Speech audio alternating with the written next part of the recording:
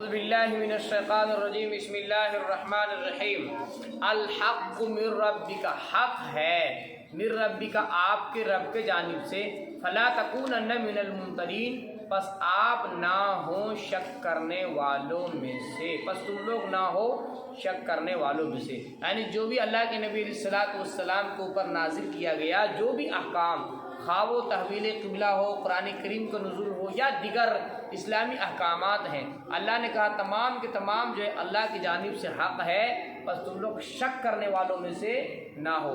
فرمایا وَلِكُلِّ وِجْهَةٌ هُوَ مُوَلِّيهَا، اور ہر ایک کے لیے، ہر ایک قوم کے لیے وجہتن ایک قبلہ ہے، هُوَ مُوَلِّيهَا وہ اس کا رخ کرتے ہیں، اس کی طرف منہ کرتے ہیں، فَاسْتَبِقُوا الْخَيْرَاتِ، پس نیکیوں کی طرف دوڑو، پس نیکیوں کی طرف دوڑو، ان باتوں کے چکر میں نہ پڑو کہ اللہ نے یوں حکم دیا، یوں کیوں حکم دیا، یوں کیوں حکم دیا، ارے اللہ کی مرضی، قبلہ تو سب اللہ ہی کا ہے نا، یہ قبلہ کہہ رہا ہوں، سمت تو سب اللہ ہی کا ہے نا، مشرق و مغرب اتر دکن سب کس کا ہے؟ اللہ ہی کا سمت ہے۔ اب اللہ تبارک و تعالیٰ جدھر چاہے حکم دے دے، اس کے چکر میں پڑنے کی ضرورت نہیں ہے، بس ہم بندے ہیں، اللہ تبارک و تعالیٰ جو کہتا ہے اس پہ ہمیں لبیک کہنا ہے۔ اسی کو اللہ نے کہا کہ ہر ایک قوم کے لیے وجہتن ایک قبلہ ہوا مولیہا وہ اس کا رخ کرتے ہیں، فاستبقوا الخیرات، پس تم لوگ کیا کرو؟ نیکیوں کی طرف دوڑو، زیادہ زیادہ نیکی کرو۔ اینما تکونوا یأتی بکم اللہ جمیعا، اور سنو تم دنیا کے جس کونے میں رہو، جب تمہارا وقت مقرر آئے گا تمہیں کوئی بچا نہیں سکتا۔ اینما تکون، جہاں کہیں تم لوگ ہو، جہاں تم لوگ ہو، یأتی بکم اللہ جمیعا، اللہ تبارک و تعالیٰ تم لوگوں کو اکٹھے لے آئے گا۔ ان اللہ علی کل شیء قدیر، بے شک اللہ تبارک و تعالیٰ ہر چیز پر قادر ہے۔ ومن حیث خرجت فول وجہک شطر المسجد الحرام، اور جہاں سے تم نکلو، فول وجہک، پس پھیر لو اپنے چہرے کو مسجد حرام کے جانب، وَإِنَّهُ لَلْحَقُّ مِن رَبِّكَ، بے شک یہ حق ہے آپ کے رب کے جانب سے، یہی حق ہے، بے شک کیا ہے؟ یہی حق اور یہی سچ ہے۔ وَمَا اللَّهُ بِغَافِلٍ عَمَّا تَعْمَلُونَ، اور اللہ اس سے غافل نہیں ہے، عَمَّا تَعْمَلُونَ جو تم کرتے ہو۔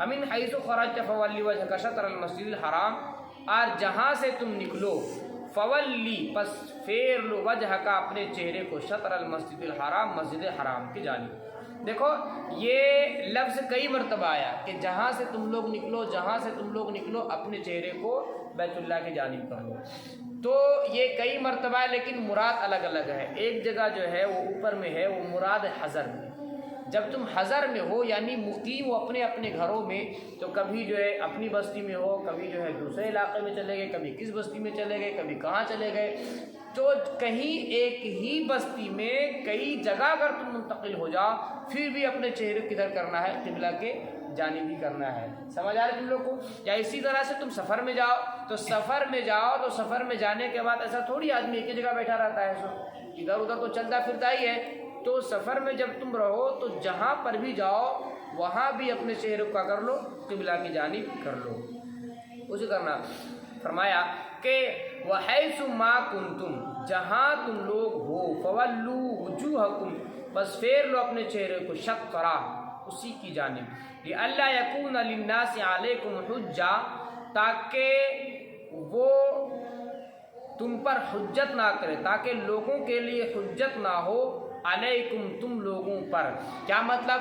مطلب یہ ہے کہ یہودی بھی جانتے تھے، نصارہ بھی جانتے تھے اللہ کے نبی علیہ السلام جو آخری نبی ہوں گے ان کا جو قبلہ ہوگا وہ بیت اللہ ہوگا۔ کون سا ہوگا؟ بیت اللہ ہوگا۔ کچھ دنوں کے لیے بیت المقدس کی جانب جو ہے وہ اپنی عبادت میں رخ کریں گے، لیکن پھر ان کے جو قبلہ ہے اس کو بدل کر کے بیت اللہ کی جانب کر دیا جائے گا۔ تو اگر آپ جو ہے آپ کو میں حکم دیتا اور ادھر ہی برقرار رہتا، آپ ادھر ہی کرتے رہتے، تو پھر یہ بدبخت لوگ اعتراض کرتے کہ ہماری کتابوں میں تو لکھا ہوا ہے کہ آخری نبی کا جو قبلہ ہوگا وہ بیت المقدس کے جانب پھیر کر کے کدھر کر دیا جائے گا؟ بیت اللہ کی جانب کر دیا جائے گا۔ حالانکہ ہم دیکھتے ہیں کہ یہ کیسا نبی ہے، وہ بیت المقدس کی ہی جانب کیا کر رہا، اپنے چہرہ کو نماز میں کر رہا ہے۔ تو اس طرح سے لوگ اعتراض کرتے ہیں۔ اگر یوں کرے تب بھی اور نہ کرتے تب بھی. تو آپ ان کی باتوں پہ دھیان نہ دیں، آپ وہی کریں جو اللہ آپ کو حکم دیتا ہے. اسے فرمایا لِأَلَّا يَكُونَ لِلنَّاسِ، تاکہ وہ لوگوں کے لیے نہ ہو علیکم حجہ، کہ وہ تم پر حجت بازی کریں، إِلَّا الَّذِينَ ظَلَمُوا مِنْهُمْ، مگر جو لوگ ان میں سے ظالم ہوئے، مگر جو لوگ ان میں سے ظالم ہوئے، جو ظالم ہے وہ اب بھی حجت بازی کر رہے ہیں. فَلَا تَخْشَوْهُمْ، بس آپ ان سے نہ ڈرے، وَخْشَوْنِی، اور مجھ سے ہی ڈرے، وَلِأُتِمَّ نِعْمَتِی، اور تاکہ میں اپنے نعمت کو پورا کروں گا، علیکم، تم پر، وَلَعَلَّکُمْ تَہْتَدُونَ، اور تاکہ تم لوگ ہدایت یافتہ ہو جاؤ گے. کَمَا أَرْسَلْنَا فِیکُمْ رَسُولًا مِنْکُمْ، جیسا کہ ہم نے بھیجا تم میں ایک رسول، منکم، تمہی میں سے، یتلو علیکم، وہ تمہارے سامنے آیاتنا، ہماری آیاتوں کو تلاوت کرتے ہیں، ٹھیک، وَیُزَکِّیہم، اور تم کو پاک کرتے ہیں، وَیُعَلِّمُہُمُ الْکِتَابَ، اور تم لوگوں کو سکھاتے ہیں کتاب، والحکمت، اور حکمت کی باتوں کو، وَیُعَلِّمُکُم مَّا لَمْ تَکُونُوا تَعْلَمُونَ، اور تم کو سکھاتے ہیں وہ چیزیں جو تم نہیں جانتے تھے.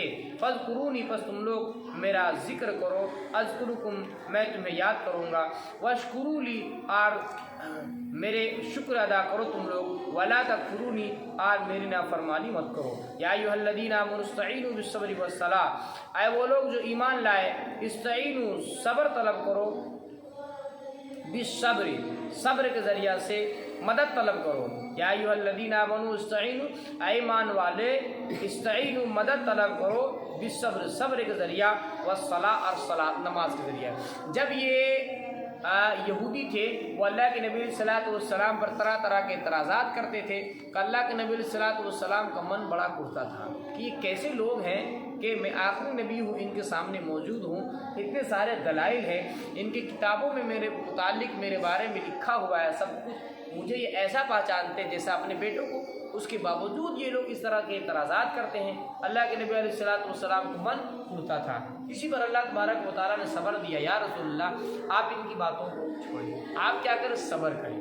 اسے پتہ چلتا ہے جب کوئی مشکل وقت آئے تو اس وقت کیا کرنا چاہیے، صبر کرنی چاہیے، ٹھیک، اور نمازیں زیادہ سے زیادہ پڑھنی چاہیے. ان اللہ مع الصابرین، بے شک اللہ صبر کرنے والوں کے ساتھ ہے.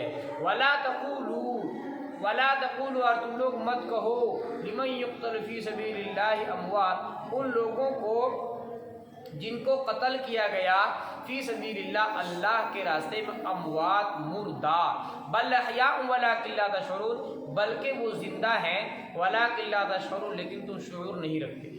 یعنی جو لوگ جنگ کے میدانوں میں یا اللہ کے راستے میں جہاد کرتے ہوئے شہید کر دیے جاتے ہیں، کہ مار دیے جاتے ہیں، ان کے بارے میں اللہ تبارک و تعالیٰ نے کہا کہ وہ کیا ہے، اپنے اپنے قبروں میں زندہ ہیں، لیکن تم ان کو سمجھ نہیں سکتے، تمہارے پاس اتنی عقل نہیں ہے کہ تم اس چیز کو سمجھ سکو. ہوتا کیا ہے، یہ ایک ہے عالم دنیا. عالم دنیا کو چھوڑ کر کے جب کوئی آدمی جاتا ہے، یعنی اس کا انتقال ہو جاتا ہے، کہاں چلا جاتا ہے، عالم برزخ میں، عالم برزخ میں، اور وہاں بھی اس کو ایک زندگی ملتی ہے، وہاں بھی ایک زندگی ملتی ہے. سمجھ آ رہے تم لوگ کو؟ اگر انسان نیک ہوتا ہے تو جنت کی ہوائیں اس کو وہاں ملتی ہے، ٹھیک، مزے کرتا ہے وہ. اور اگر آدمی بد ہوتا ہے تو پھر جہنم کی آگ کا جو جھونکا ہے اس کو وہاں ملتا ہے، اور اس کو عالم برزخ میں سخت سے سخت سزائیں دی جاتی ہیں.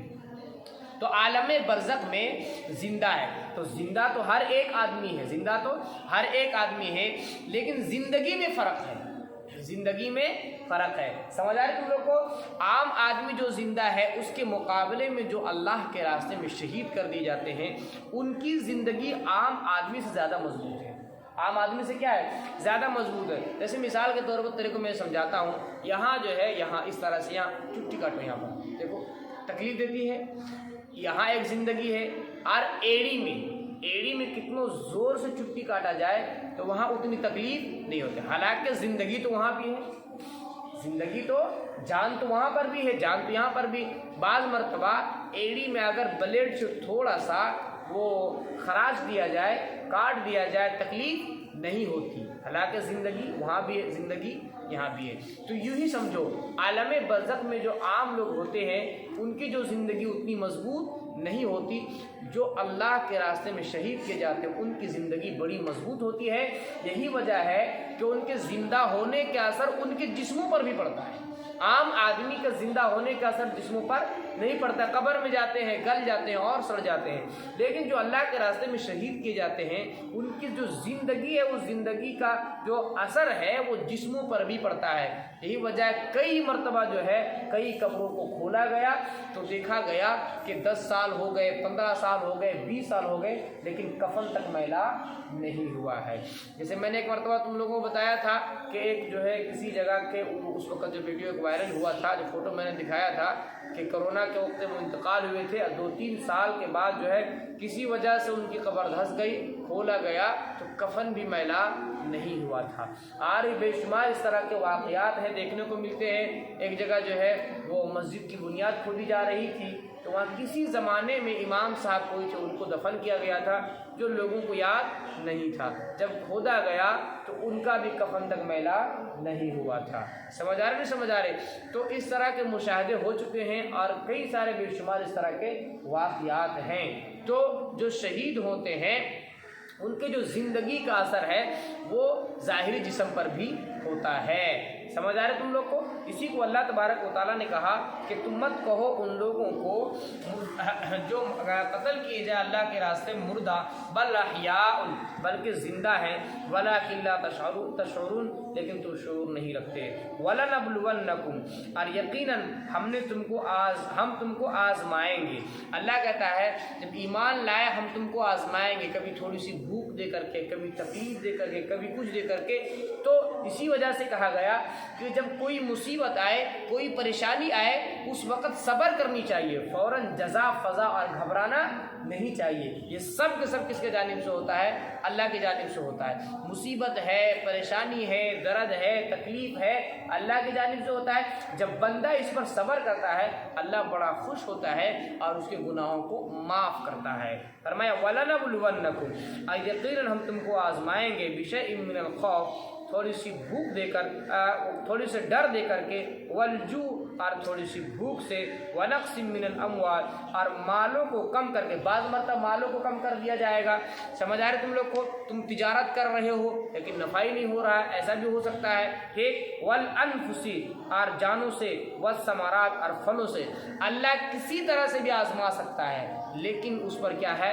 قائم رہنا ہے، صبر کرنا ہے۔ فرمایا وبشر الصابرین، اور پھر جب اللہ کوئی مصیبت دے چاہے جس لائن کا بھی ہو، جب بندہ اس پر صبر کرتا ہے تو اللہ نے اللہ کے نبی علیہ الصلوۃ والسلام سے کہا کہ یا نبی اللہ، صبر کرنے والوں کو آپ کا کر خوشخبری سنا دیجئے۔ الذین اذا اصابہم، جب ان کو کوئی مصیبت پہنچتی ہے، وہ لوگ جن کو جب کوئی مصیبت پہنچتی ہے، قالوا، تو وہ کہتے ہیں انا للہ، بے شک ہم اللہ کے لیے ہیں، وانا الیہ راجعون، اور ہم اسی کی طرف لوٹائے جائیں گے۔ تو صبر کرنا ہے، کیا کرنا ہے؟ صبر کرنا ہے۔ کوئی بھی مصیبت آ جائے، کوئی بھی تکلیف آ جائے، کتنی بڑی سے بڑی تکلیف ہو، اس پر کیا کرنی ہے؟ صبر کرنی، جزا فضا نہیں کرنی۔ اللہ